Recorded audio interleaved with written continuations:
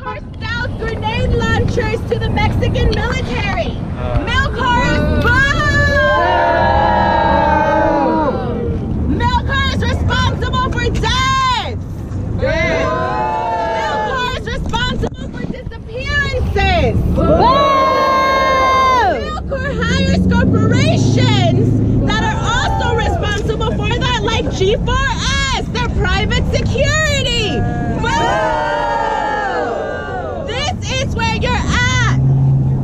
Abrams Airborne Manufacturing Company, the infrastructure in Tucson, like Raytheon, are responsible for the deaths of people through Latin America. They're responsible for the deaths of people at the desert in the border. So we want justice. We want them shut down. We want them exposed for what they really are. Shut it down. Shut it down. Shut it down. Shut it down. Shut it down. Shut it down. Shut it down. Shut it down. Shut it down. Shut it down. Shut it down.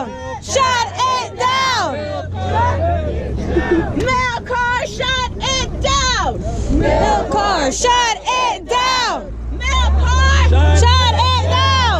Milcar, shut it down. Milcar, shut it down. Milcar, shut it down.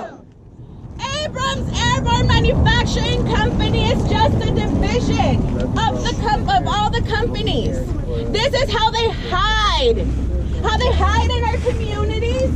How they hide in plain sight. This street here, it's an industrial street. There are homes right across the street. This is happening in our communities. This is not happening in our backyard. It's also happening in our backyard. But this is happening under our noses. This is happening where we travel to go to work and to come back to our homes.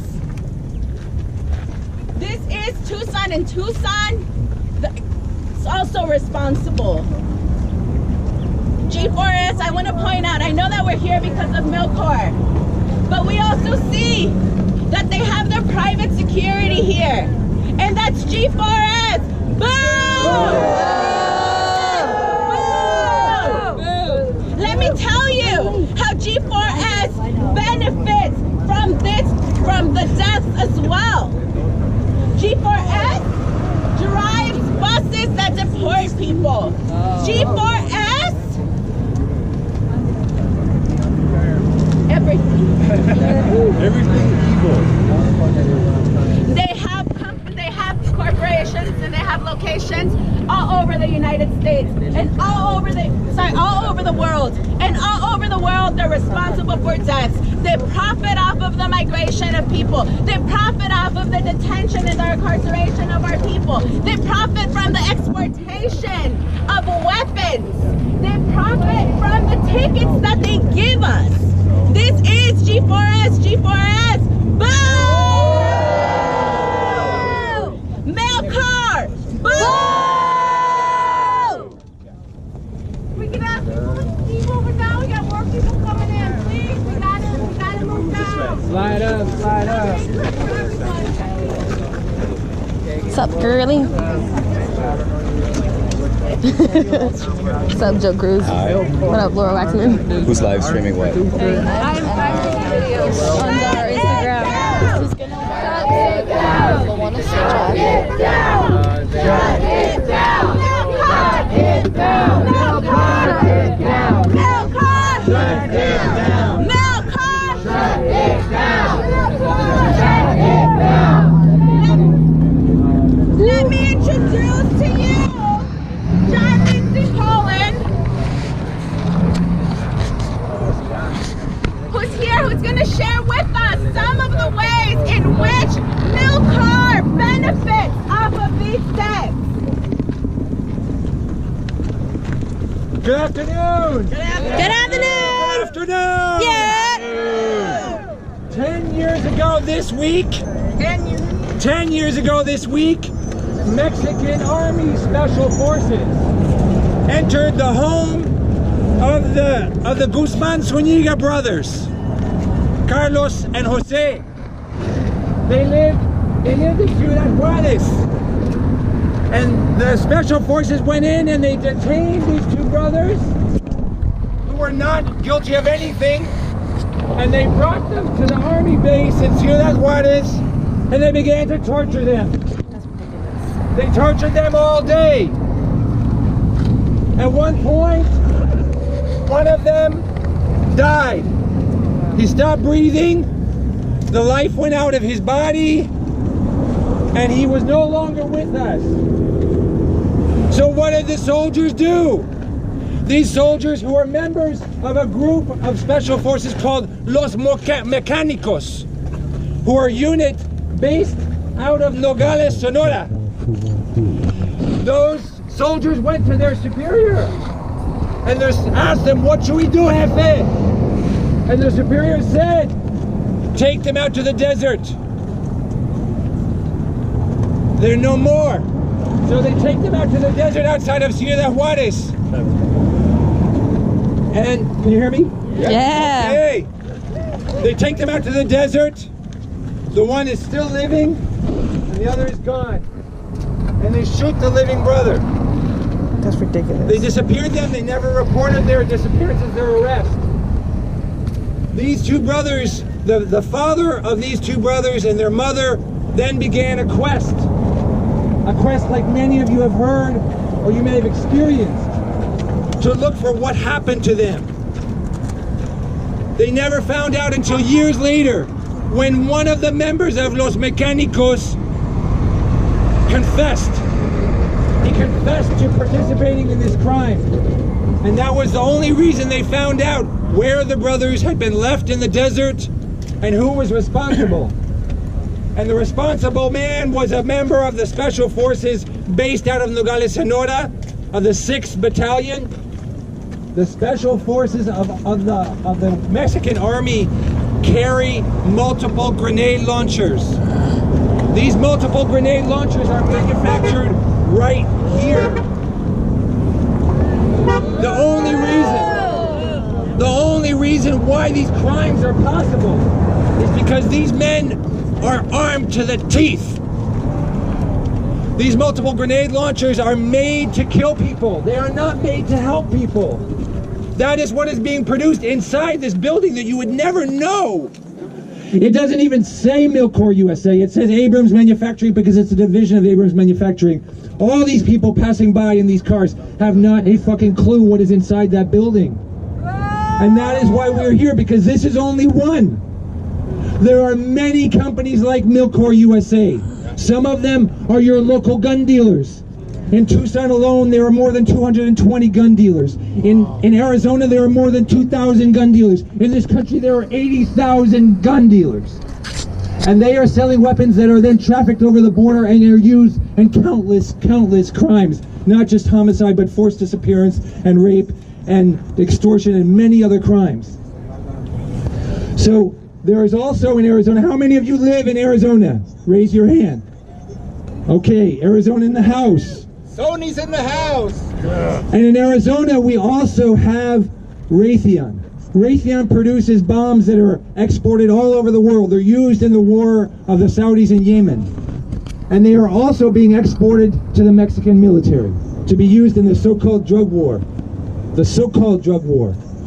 There's also Namotali up in Mesa that produces long guns that are being exported and being used by the Navy Marines. There's a company in New Hampshire called Sig Sauer that produces military rifles and pistols, and they have a contract, they have a license to export $265 million worth of firearms to the Mexican military until between now and 2024.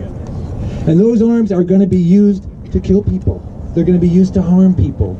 And it doesn't have to be that way. It doesn't have to be that way. We don't have to be exporting death to people, to our brothers and sisters all over the world. We can be producing other things. And that's the message that we have today. What we want to shut down is your capacity to produce death. We don't want to take away your jobs. We don't want to take your livelihood. We want you to produce something else that is not harming the people who are fleeing because of that violence that is generated by this weapons production. So that's why we're saying, what are we saying? Shut it down! Milcor USA! Shut it down! Milcor USA! Shut it down! Milcor USA! Shut it down! So I want to pass the mic here to a compañero who is from Mexico, who has worked for a number of years for SOA Watch. He now works for the Alliance for Global Justice, has studied these issues, is a scholar, is an activist, is in the struggle. Eduardo Garcia, Lalo.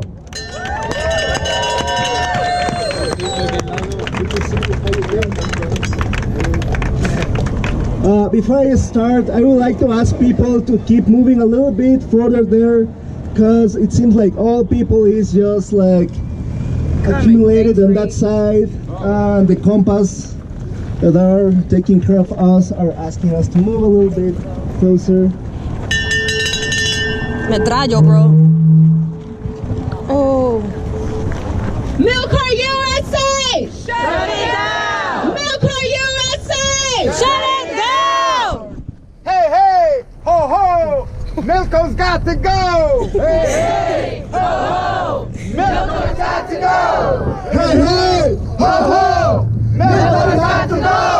Hey, hey, ho, ho! Milco's got to go!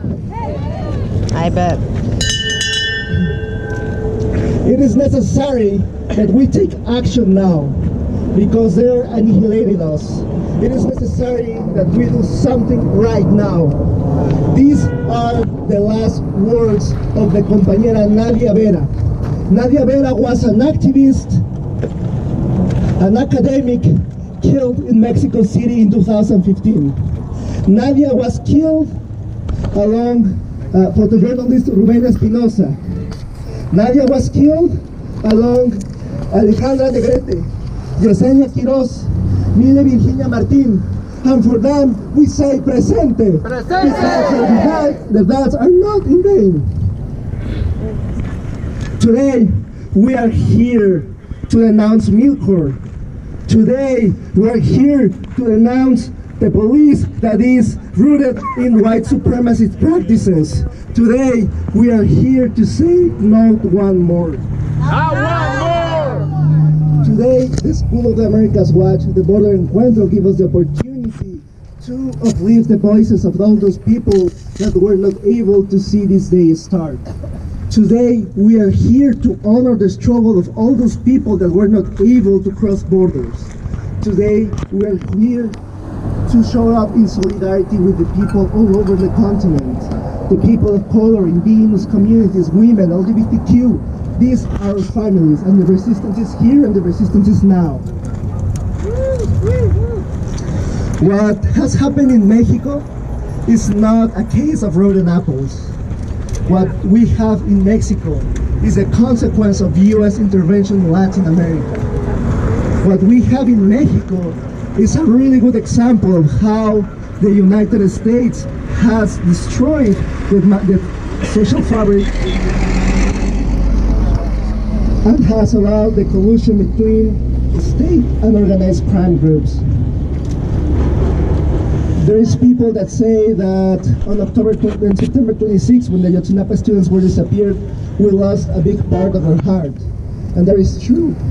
But there was a really small victory. This victory is that people is now aware that the government is related to all this crime.